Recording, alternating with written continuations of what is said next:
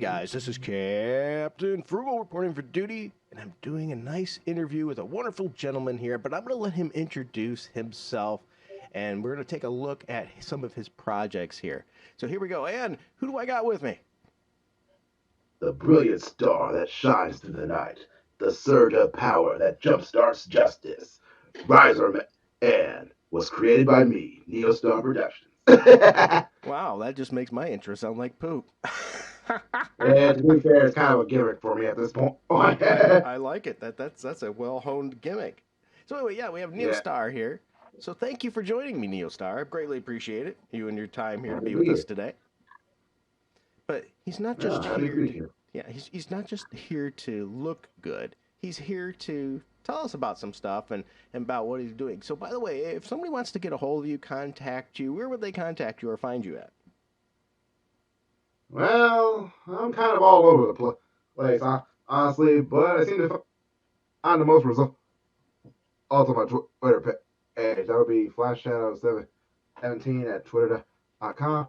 I also got on a Facebook, and I'm also on YouTube, but not nearly as productive as active there as I am on the comic books. So there we go. He's the creator of Rizerman versus the Torpedotron. And, I always like to look a little deeper. We're not going to go quite into the hot wings kind of thing, Oh, but yeah. one of the things I like to know is yeah, there's no hot wings being eaten right now. Uh, what inspired you to start getting into making comic books? uh, well, uh, well, honestly, I've been well, let's see. How to describe my time? I'm getting into comic, comics. Comics. It's been kind of a gradual progression. Honestly, originally I wanted to learn how to make animated cartoons and stuff. Uh, suffice, suffice to say, which is actually kind of ironic because a lot of my exposure to comic book superheroes, Spider, Iron Man, Superman, Batman, all them, it actually was through their animated shows. Oh, okay. So your access was the cartoon. Is that how you got into them by like watching a particular cartoon and said, "Wow, I want to do this too"? Then. Oh yeah, yeah. First I saw the cartoons, then I eventually found out they had comics as well, which Well, meant even more, okay. and even greater stories than what was even offered on the cartoons. That interests me because it makes me want to know exactly what kind of. Was there a particular cartoon that inspired you? Well, well, honestly, a lot of the cartoons made by Warner Brothers at the time. Around the same time, I discovered Batman, Superman was also around the time I started watching things like Looney Tunes and Anime Okay. Maniacs, which kind of helped shape my sense of humor when it comes to a lot of the right. Okay. So that's a cool thing there. I find that interesting that you were inspired. A lot of people were inspired by that time period here. And so here's, by the way, the creators of this book. I want to take a moment to show there who these creators are. I'm not going to say the names because I am, especially when I get to the art one, I will say something bad because I butcher names, and you can only imagine how that name would come out. So here we have the creators here of this book. Is there anything you want to share about any of these people here? Let's see. Hey, first there's Stefan Patrick. Drake, heard of that guy? Because that guy's me. Yep, Neostar Productions is secret equally Stefan Kirkpatrick, whoever that may be. Dun dun dun. So, and then you might notice the characters up mhm. there. Yeah, well, I did create all the characters featured in the comic. One of the first artists I encountered when I first started getting into the indies was Felipe Q. Who had quite a who has quite a history with both cartoons as well as Japanese manga. Hmm. Okay. Yeah, I yeah. could Some definitely kind see of the can see the manga inspiration in this. Not that I'm a manga expert in any way, or manga. I don't even know if I pronounced that right, but I can definitely see that the art style tended to have a lot of leaning that way. yeah. He has kind of like this old school, old manga feel, from like the Astro Boy era and such, and even other, and even earlier stuff like I'm Rider and the like. I also kind of like it's sort of fusion with a bit of Hanna Barbera as well. Well, if you look at it quite a bit, Okay. Yeah, I didn't think it's about kind of. that. That's a nice touch there. Until you mentioned it, I don't think I would have thought about that. Nice little Hanna Barbera influence. Okay. Oh yeah, Felipe is a genius. Let me tell. Yeah, yeah, Excellent. yeah. And then we have the artist for this comic as well, Amy Fusco, who you may or may not know as Mrs. H. Okay. Also know, AKA Mrs. H. Amy. I'm going to try this. Fusco. Whew, got it out of there properly. Whew. That's how I pronounce it. That's all right. If I would have dropped the F bomb, I would just edit it out anyway. Yeah, it's all good. But yeah, but yeah, yeah, yeah. Miss Fusco. Oh, here, we kind of did in this comic a sort of a collaboration between our projects since before since before we put this together. Ryzerman versus Torpedotron was actually sort of a tie into our own web comic, The Adventures of Captain Orange. Oh, okay. So this is a sort of tie-in to the Adventures of Captain Orange webcomic. Okay. And by the Yeah. way, any if there any materials and things that or things you want to get in contact with these people, we're gonna have all that information down in the info bar so you could check out their works. Is there gonna be a link by any chance for a webcomic on there? Well, I can probably scare it up real quick. Okay, Quick and if not, here. that's okay. But we'll have a lot of things that I'll have that you can check out of these works in the info bar because I always think it's great to share this wonderful stuff. So excellent. So this group got together and working together. That's quite a challenge sometimes, especially when you have to realize that other people have their own personal passions and things, and sometimes you have to be willing to concede a little bit. Sometimes a lot of people really struggle in the teamwork aspect, especially if they haven't had a lot of experience in it. How was working with this team for you? Was it an easy thing, or was there some butting heads? There, let me say it right, butting heads. Well, well, honestly, this has been yeah a pretty great team. Emo. I'd actually love to work with this lady again on future projects if she have me. So there you go. He's a wonderful, smooth teamwork, and if they would accept him, which probably would, then he's up for more. So I think that's wonderful to hear. It is because you don't always hear that from people. Sometimes after a project, after working together, when you have to give up a little bit of your freedoms to help understand, let a little other people in. Sometimes we have a hard time doing that. We're getting rid of that, especially when it's something we're really passionate about. I've witnessed that a lot in the music industry, whereas you have to learn to sacrifice unless you got lead singer syndrome, which usually ends up in the band breaking up, or lead guitarist syndrome. You have to learn that it can be a struggle. For example, I'm not bashing on the guy here, Ted Nugent, a great guitar player, very known to have a very be a very opinionated guy, Mhm. and I've met him, I've talked to him. He schooled me a little bit. What I mean by that is I got to play by him, and he showed me how crappy I was compared to him. Guy's a lot better guitarist than a lot of people give credit for. But anyway, he was gentle in his way.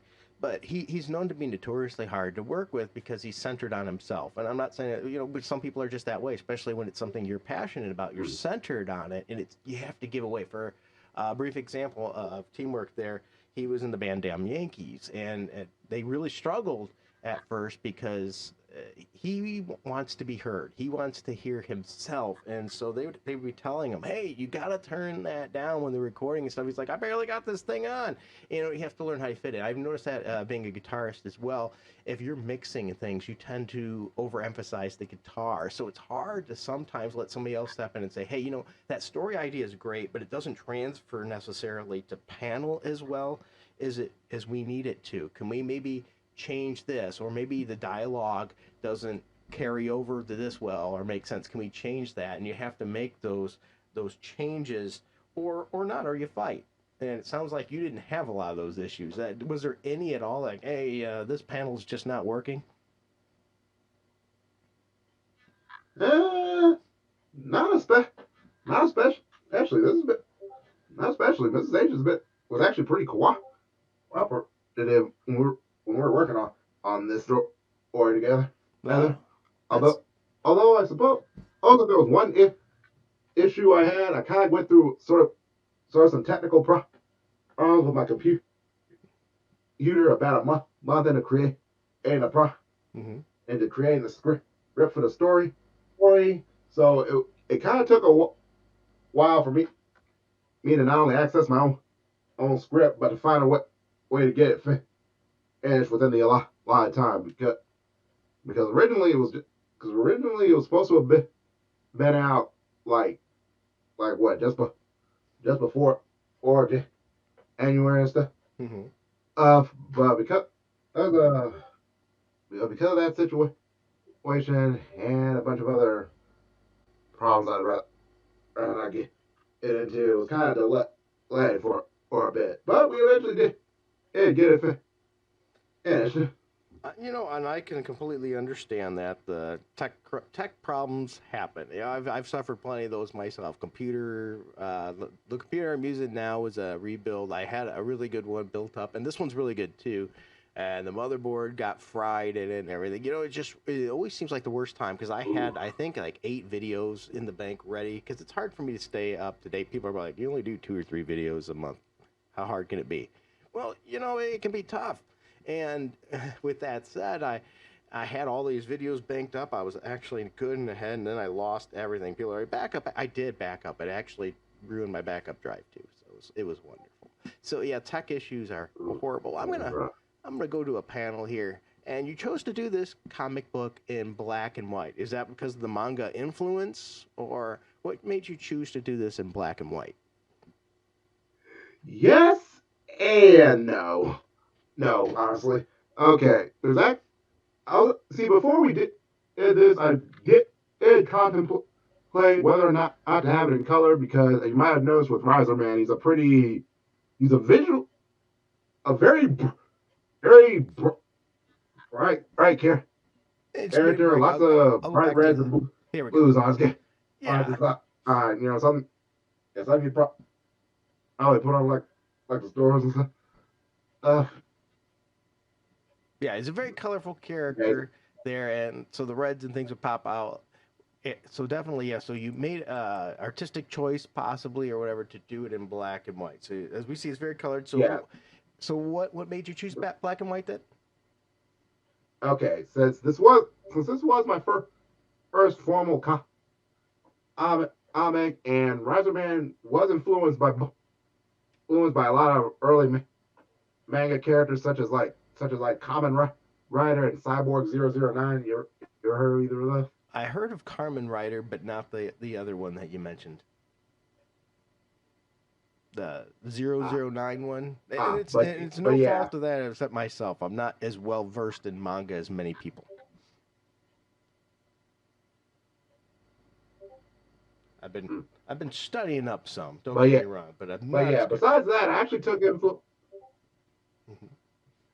Besides that, I actually took influence from another comic book series that I really enjoyed when I was younger.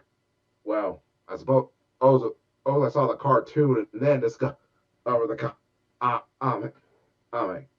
I'm sure you've heard of the Teenage Mutant Ninja Turtles, right? No, I don't know of any of those. I'm kidding. I know the turtles well.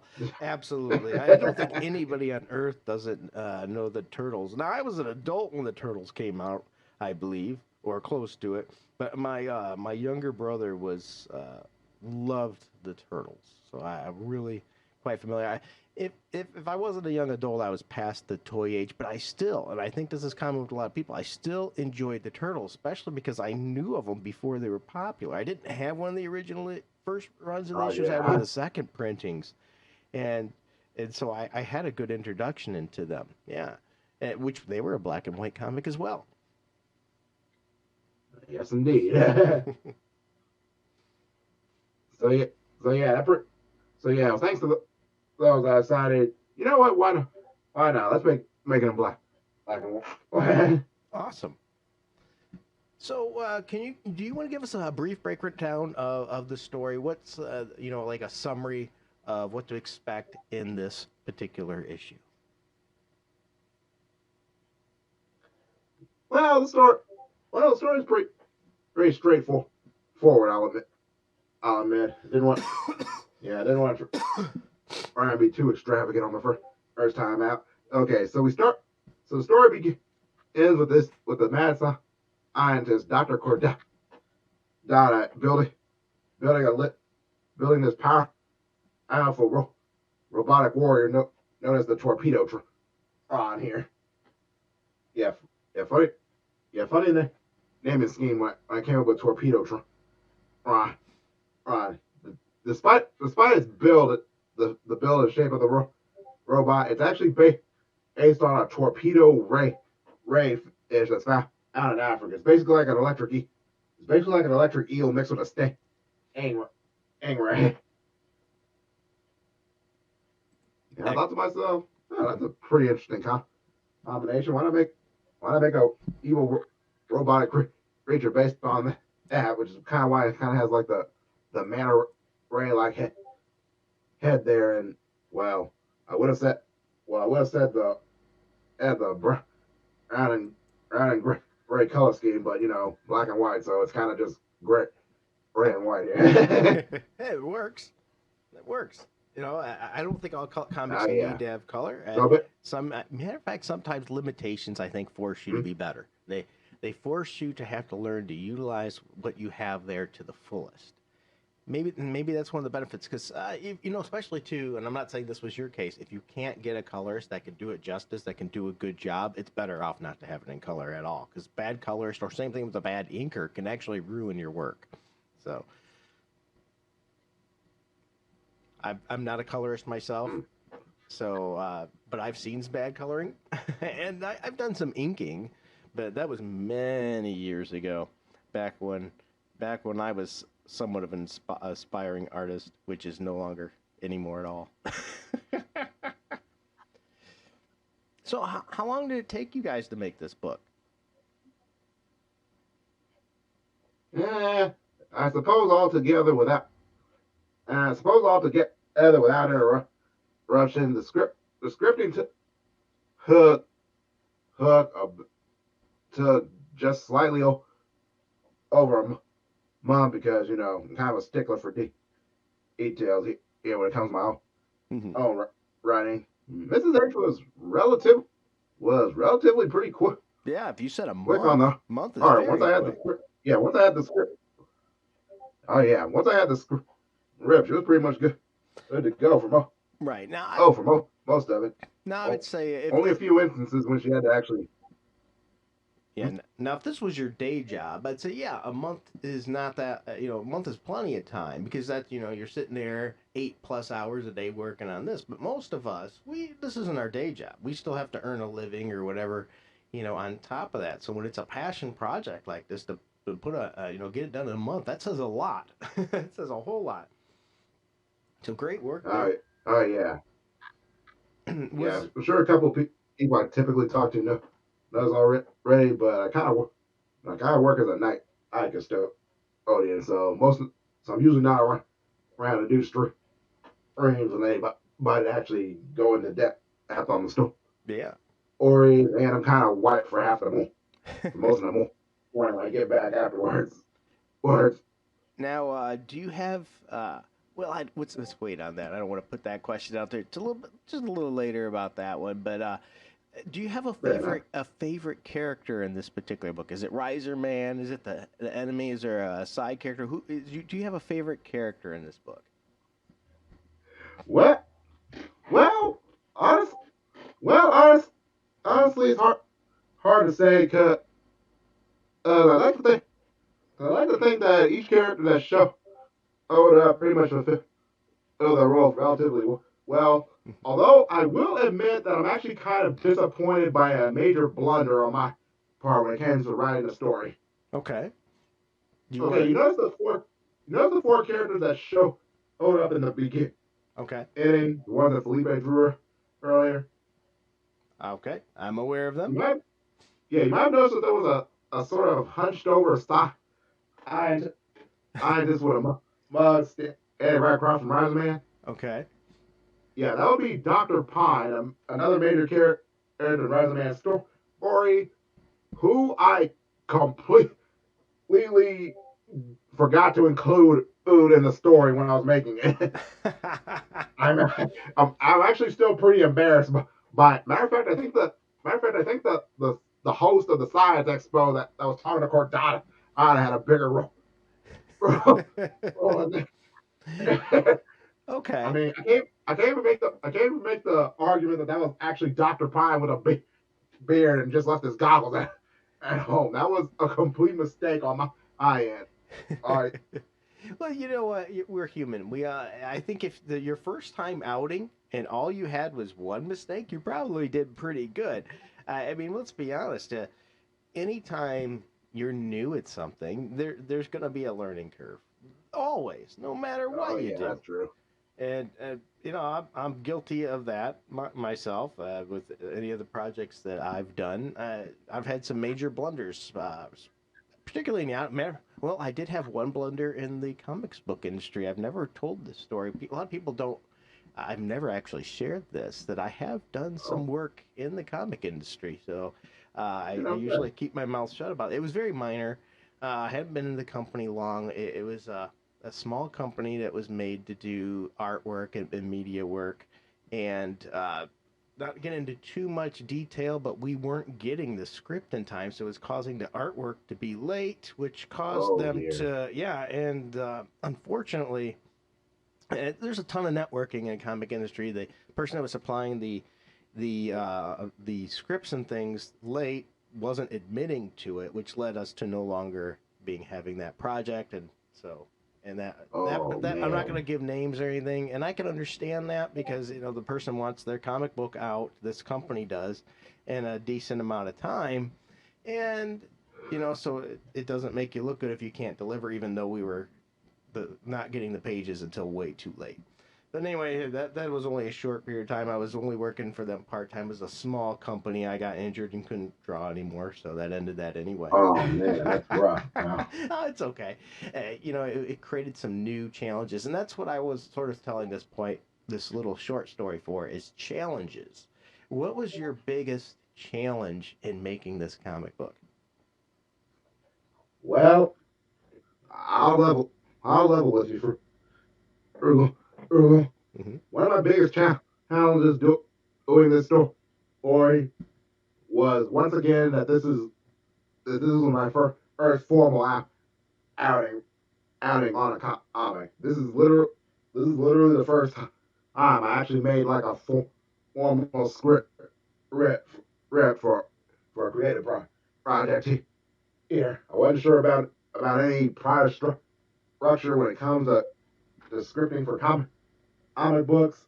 So I kind of just used the typical scripting format and kind of hope for the best. I always made myself open to field any questions or confusions in the script if there were any, thankfully was not, which thankfully hasn't been in in a lot. I mean, the only really time, the only time I I had to be consulted on a plot point when the thing was basically where they were or how some of Rizerman's powers worked.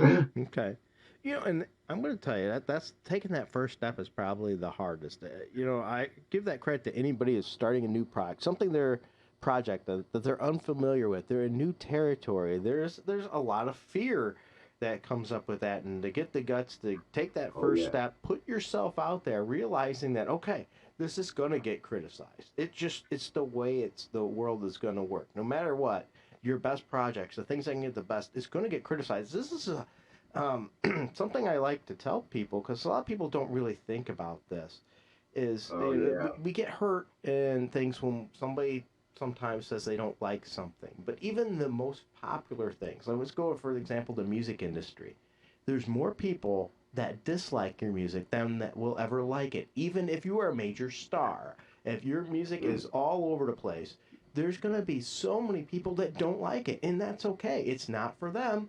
Now, I'm not saying you shouldn't try to please as big of an audience as possible to get as much money financially or whatever, or notoriety for your work. But sometimes you make something that isn't for everybody. I'm not saying you're trying to come up with a message or anything. Just you realize, like, okay, for example, like heavy Oh, metal that is work. not everybody's cup of tea, you know. And you got to understand that it's just the way of the world. Not everybody's gonna like it. So then you take what you can get. You learn from the ones that didn't like it because maybe there's something you could do to improve on that, especially if it's within a reasonable area. But there's gonna be a lot of hurdles there, and that can really crush people. You know, you let out your first project, let's say, and it doesn't get as much attention or notoriety as you'd hoped. That's enough to stop a lot of people. You know, they go, "Oh, I can't do this. This isn't for me." And with that said, it sounds like you know you put yourself out there. You took that first hit. Now you're gonna be taking that hit. Are you going forward? Is there going to be new projects?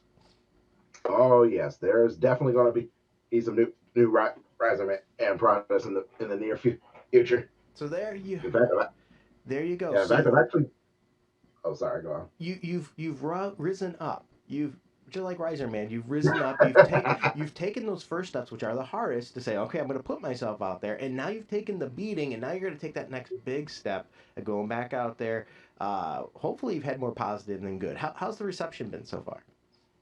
Eh, it's been relatively positive for the most part. I Okay. mean, and Rizerman wasn't like rocking anybody's world as far as I've seen, but it's been pretty well received entry into the So there, series so far for the first out here. well, and that's huge right there. I mean, just to even get noticed and things and get people looking at it, that's a hard sell right there alone. In today's day and age, we have so much media right at our Of course. fingertips. The competition is higher than ever. So you really have to rise above. For example, here I'm still finishing in my top and bottom comics of the week this week because I don't even read every comic book that was put out. I don't have that much time. So right there, even if I'm just hitting the big two, I don't have time. Or maybe some side ones in there. I read other stuff too, but there's only so many hours, and usually I can read maybe about 8 to 15 comics in time to get that video out. And it's pick and choose. Certain ones don't get picked, and it's I don't because I don't intentionally look for the bad or look for what I think's best. I look for what has potential, in my opinion, or that I hope to enjoy. And so, Oh yeah. therefore, you've got to get yourself out there and market yourself. So, we're going to make sure, too, once again, that we include all the info for this. And if any other things that he wants to add there, we're going to make sure that for a Neostar we put that in the info bar. But if you don't mind, you like what you see, you like this, let them know. Comment, let them know. We need some positivity. The world is out there to always tell us what we did wrong, what they didn't like. But if you see something you do like or you appreciate, let them know. That's the motivation that we need sometimes to go forward. We really do, and I'm glad to hear that you've been getting a lot of positivity for this. That's great. It's an interesting style. It's not my normal style, so it takes me out of my comfort zones, which I think is good because I continue to need to do that with manga. I'm not strong in the manga world, and a lot of people keep telling me you got to check out this manga and that. And I've checked out some. For example, I got Usagi Yojimbo on my back list there that I need to read through that series because I checked that out and I really enjoyed it. Uh, oh yeah, I'm quite. Oh yeah, I've read quite a few Usagi books myself. Yeah. I'm not sure. I'm not sure I necessarily call it manga, since it's right up there with the Ninja Turtles. But at the same time, it definitely does have that classic old school Japanese manga feel to it, especially since Edo period and all that. Yeah. Well, yeah, and I was just saying that was a suggestion to me to try something different out of my comfort zone. Yeah, it's not exactly Right. manga, but exactly, it just take something that's unusual to you and try it out because you just might like it. Yeah, so I haven't been reading too many of those because I want to start from the beginning. I really liked what I read and read through the whole thing. I'm a completionist kind of person like that. Not with video games. As long as I beat the video game, I'm happy. I don't have to get 100%. But when it comes to reading something, I like to read it from the start. So sometimes people get mad at me and they're like, where should I start reading this series? And I usually say issue one. Yeah. It unless makes you feel it. unless there's like 400 issues in the series, then I might say, okay, if you only want to be on the current, this might be a good storyline to pick up. And If it makes you, oh, sorry. I was gonna say if it makes you feel any better, Usagi does kind of built more like an anthology. You can kind of just jump in on this story, and he'll pretty much give you the gist of who somebody is if it seems like he's met him before yeah, or something. I can believe Um, that yeah, because I jumped yep. in on A a lot. random issue and it made sense to me, so that's good. Yeah. Usually, Usagi will usually give like a quick gist as to who he's talking to or where he's met him before, or as they interact. Right. There's really no need. Yeah, it doesn't force you to like go and backtrack as to who getting the Rhino is or Chizuru the cat.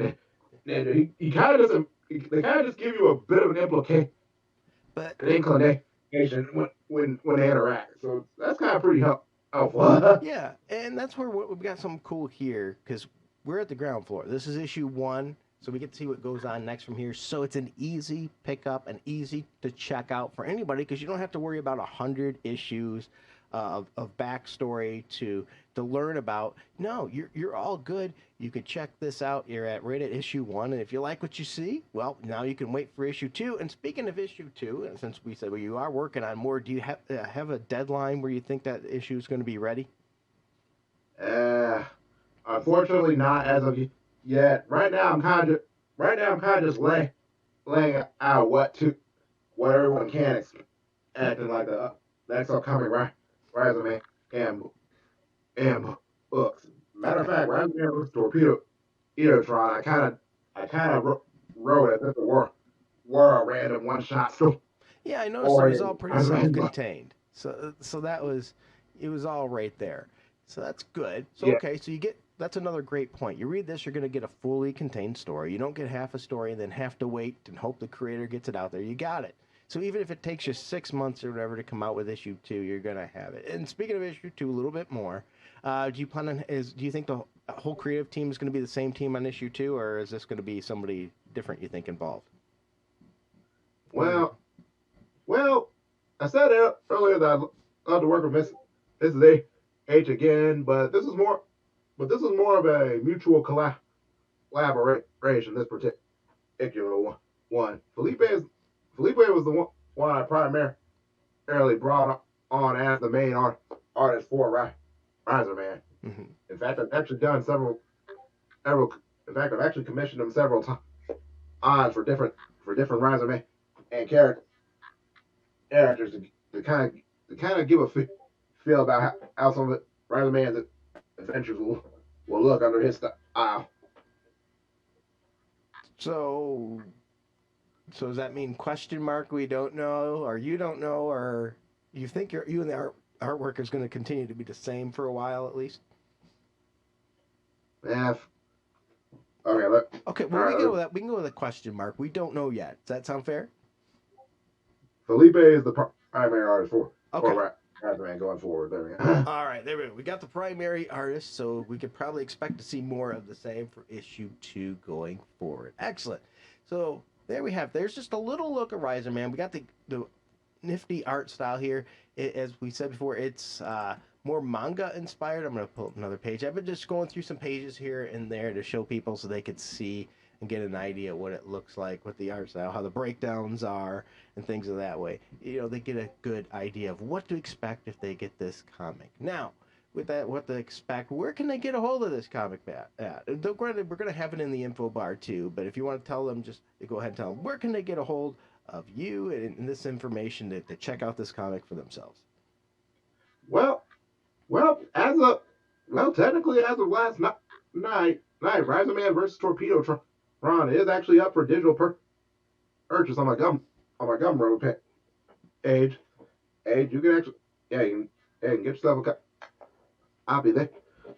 Air, air, and that's pretty much going to be where I primarily distribute Ryzerman, at least for digital purchase for the time Okay, being. so therefore, we will have that information in the info bar down below. So if you're interested in what you see here and want a copy of Rizerman, you're going to be able to go to that website that will be in the info bar, click on that, and you'll be able to get access to this book and check it out for yourself. Well, with that said, is there anything else you'd like to share with everybody today? Because I know I've taken up quite a bit of your time here. Is there anything else you would like to share before we wrap this up? Mm, that's pretty. That's pretty much about it at the moment. Okay. On we kind of just since like I said, I kind of just got out rather versus Torpedotron up for a second. And we're gonna see how well that does for the time being. All In right. the meantime, us others will work on the next big Ryzerman story, which is supposed to be even bigger, even longer, and hopefully even more entertaining. Yeah. All right, well, there you heard it from him. We're going to have all the info for access to this comic book, and in the future, he's hoping for something larger, bigger, harder pounding. Wow, I think everybody should like that. In other words, it's his number 2, so he's taking what he's learned from the first one and adding those things to make the second one even better. So if you enjoyed this, you could even expect a lot more from issue number 2. I'd like to take a moment once again to say thank you to Neostar for joining me today and sharing this. Please help him, support him, even just check out the book for yourself and see if you'd like it. Thank you for everyone too for sitting through with us and visiting us on this and checking out this comic book today. We greatly appreciate you. Without you and everybody else's support, this wouldn't be possible. If you want to help support this and help get this information about this comic out, like, subscribe, hit that notification bell. That way people get an idea of this video. They can check out this comic book for themselves, as well as Neostar Productions. Check out everything he has down below. Also, if you enjoy this kind of thing, we do have a Streamlabs one-time donation tip you'll be able to see on the screen there. If you're interested and you don't want to do Patreon or Subscribe Star and support the channel for long term, but you just want to help out a little bit, you can click on that and put any amount you want in to help the channel. Or if you want it to go to Neostar, let me know. Just send me a message and say, hey, I sent you this for Neostar, and I'll make sure he gets that too. Anything we can to help him out, because I want to see issue number 2 come up. So help him, promote him, let people know that you like this, so that way he's got that inspiration to keep motivated for issue 2, because it can be hard. You know, for a person that's been slowly writing a comic book and then had to restart because I lost it all when my hard drive and backup died.